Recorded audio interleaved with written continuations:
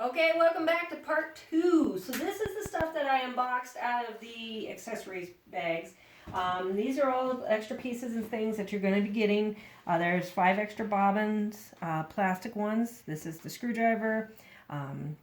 Another part screwdriver that actually gets down into the plate cleaning.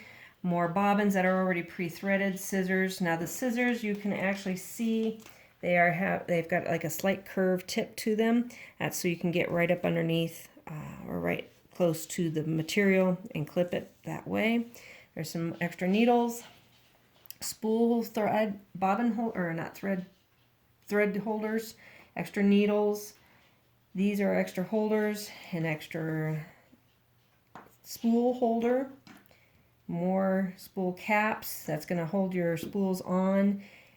This is an extra bobbin that goes into the machine. This is for heavier duty things. This is your stylist and a cleaner. All right, next step is going to be going to the machine and getting it threaded. Okay, here we go. So we are going to thread the machine now. So you're going to pull back on the little tab here. That's going to release. Now your bobbin, and I'm going to turn the light on so we can actually see what's going on here. All right. So this threads right into the bobbin holder. Now, the main thing is you got to remember your thread goes counterclockwise. So we're going to just drop it in there. You're going to bring the thread all the way over to this line here. It's going to snake underneath not only that piece, but this thread holder as well. You're going to go up and around where it says number 1, come back down, pull it across where it says number 2, and you're gently going to tug on it. Let's see if I can get in here and cut the thread. Now your bobbin has been loaded.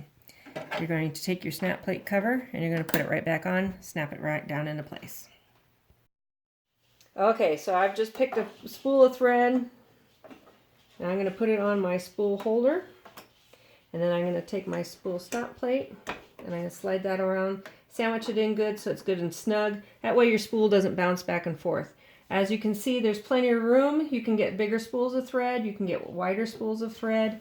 There are other different spool holders you can use as well. There's smaller ones, so if you have a smaller top, it snugs it up really nice and neat right there.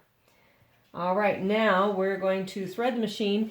Real easy because it does say step 1, step 2, and it falls all the way down to actually threading the needle. So here we go. You're going to wrap this around the back side. It's going to go into the eye back here. You're going to wrap it around one time so it catches.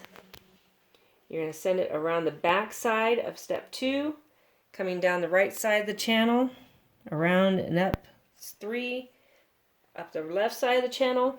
Now we're going to raise our needle up so you can actually see the needle catch up here. You're going to wrap it around. It's going to come through the eye of the threader there. Come back down channel on the left side.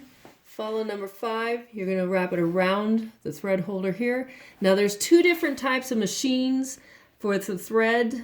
This one happens to be an easier one, I think, but that's because I already have this type of thread machine on my other Janome. And you're going to go around the back side of this clip here so your thread follows all the way down. Now, this is your threader. You can see I pulled that down already. You're going to hook this on the far left. You're going to come around. There is a little hook that comes through the eye of your needle. You're going to bring that around there, like so. And I always pull a little extra thread. We're going to come up and we're going to release, and your thread went right through the eye of the needle. Pull it out. Then you're actually going to come bring that all the way up here. This is going to be your thread holder. You want to make sure that you keep your thread up here because it's going to keep your thread out of the way so you don't have a double layer down here at the bottom when you actually do your embroidery. All right, there you go. Everything's been threaded. Okay, so that's everything how to thread the machine. Definitely keep your book out. It's got instructions in here and they're all illustrated. I was watching the DVD video as well. That's very informative because, like I said, there are 2 different setups to thread your needle here, and it's very, very informational for you. So definitely take a look at all that as well before you start threading anything. Otherwise, it threads like a normal sewing machine. All right, that's it for this one. We will go again here in a little bit, and we will get some stuff started.